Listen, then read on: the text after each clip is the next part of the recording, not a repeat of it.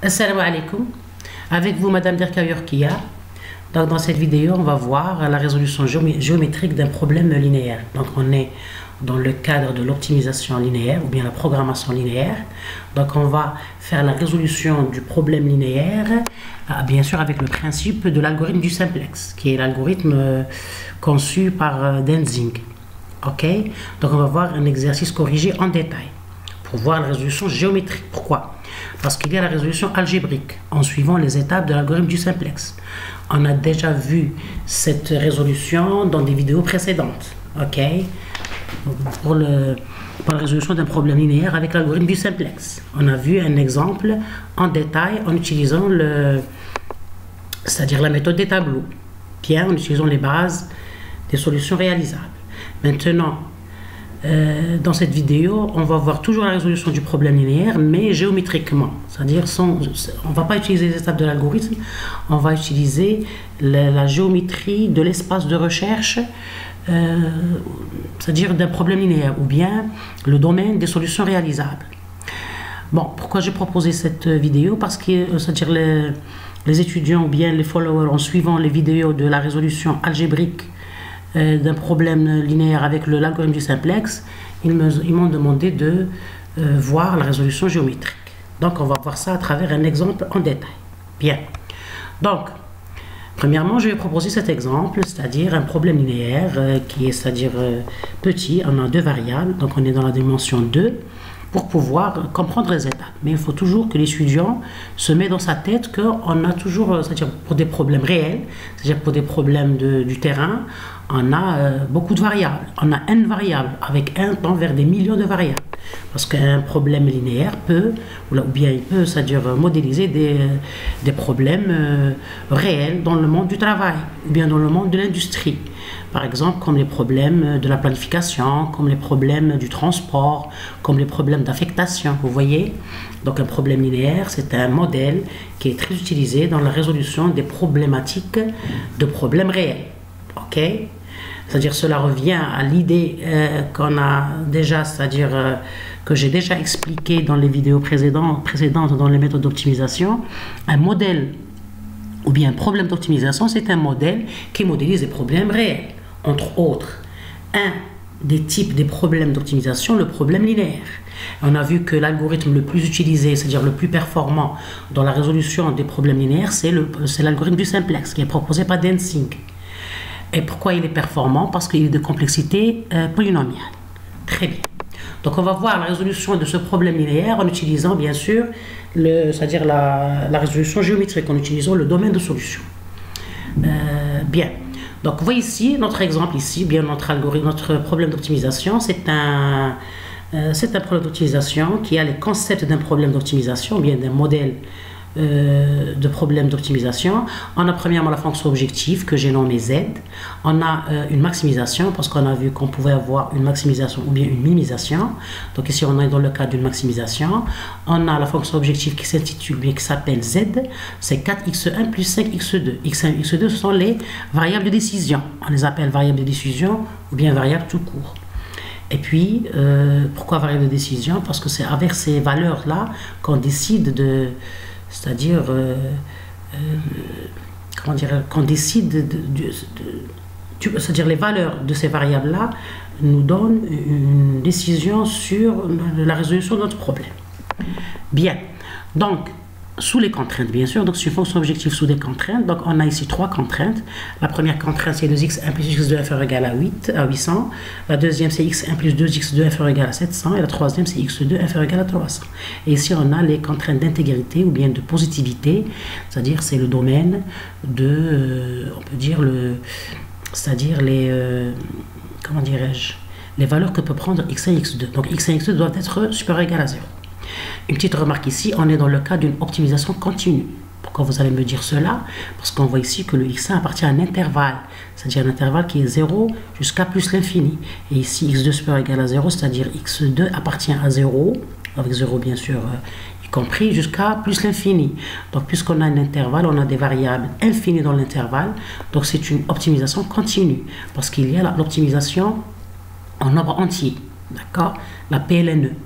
la programmation linéaire en nombre entier. Ici, c'est la programmation linéaire continue.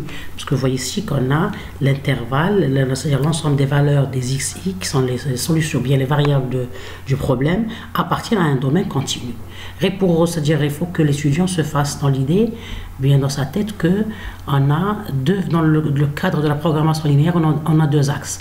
On a la programmation continue, c'est-à-dire la programmation linéaire continue, dans le cas où le domaine de définition, bien le domaine de solution, c'est un domaine continu, et on a un problème linéaire en nombre entier, dans le cas où c'est-à-dire le domaine, c'est des points discrets. C'est-à-dire ici, on a les xi appartient à n, qui est l'ensemble c'est-à-dire l'ensemble des entiers. Donc on a, c'est des points discrets, c'est pas continu, c'est des points. Vous voyez, très bien. Donc dans ce cas, on est dans le cas de l'optimisation linéaire continue. Très bien.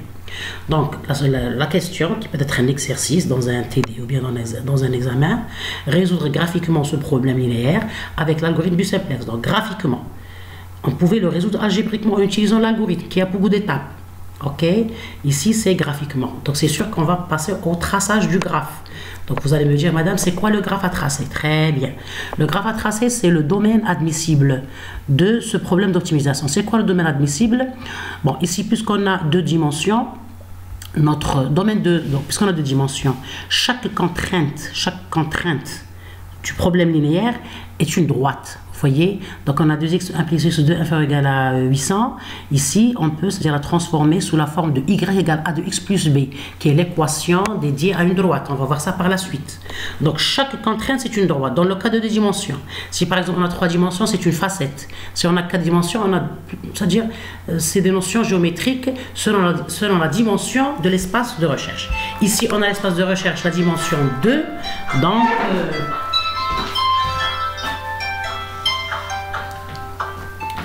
Ici, on a l'espace de recherche de dimension 2, donc on a des droites. Mais on peut avoir d'autres dimensions jusqu'à n dimensions.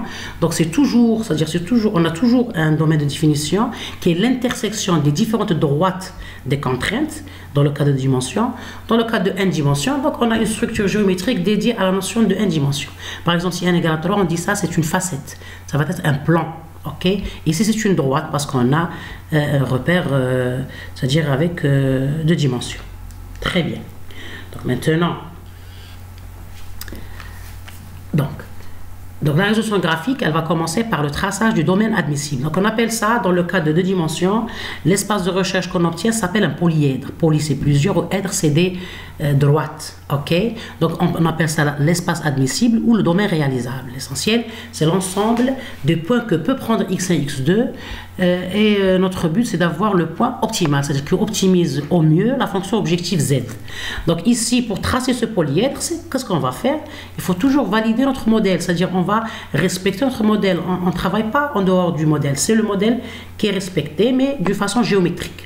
Donc, premièrement, on va prendre la première équation, on va tracer sa droite. Ok, puis la deuxième équation, on va tracer sa droite. La troisième équation, on va tracer sa droite. On va voir par la suite le traçage en détail. Une fois qu'on a tracé les trois droites, puisque ce sont des contraintes, c'est-à-dire puisque vous voyez ici que j'ai mis l'accolade, pour dire que cette fonction objective, elle doit être maximisée en respectant ces contraintes.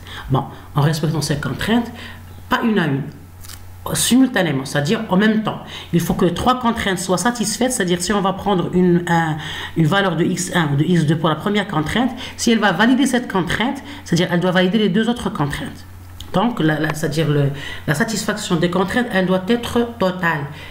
C'est-à-dire le point qui va maximiser cette fonction objective doit satisfaire les trois contraintes. Ça, c'est la première condition. La deuxième condition, on voudrait trouver le point qui maximise le mieux, c'est-à-dire la plus grande valeur possible, parce qu'on est dans le cas d'une maximisation. On pouvait être dans le cas d'une minimisation. Très bien. Donc, l'intersection, donc puisqu'il va maximiser, c'est-à-dire il doit respecter les trois contraintes, ou bien valider les trois contraintes, ou bien satisfaire les trois contraintes. Vous voyez que j'insiste toujours sur la notion de terminologie, surtout dans le domaine technologique et spécifiquement dans le domaine des méthodes d'optimisation. Il faut respecter la terminologie qui est très riche, et c'est-à-dire il faut la connaître et comprendre sa sémantique, son sens. Donc on dit valider les contraintes, satisfaire les contraintes, vérifier les contraintes, c'est toujours bien. Donc le fait de vérifier les contraintes en même temps, donc géométriquement c'est l'intersection des trois droites, parce que chaque droite c'est le domaine des définitions de cette de la contrainte. Bon, on dit une droite dans le cas où on a égal, puisqu'ici on a inférieur ou égal. Donc la droite, c'est dans le cas où 2x implique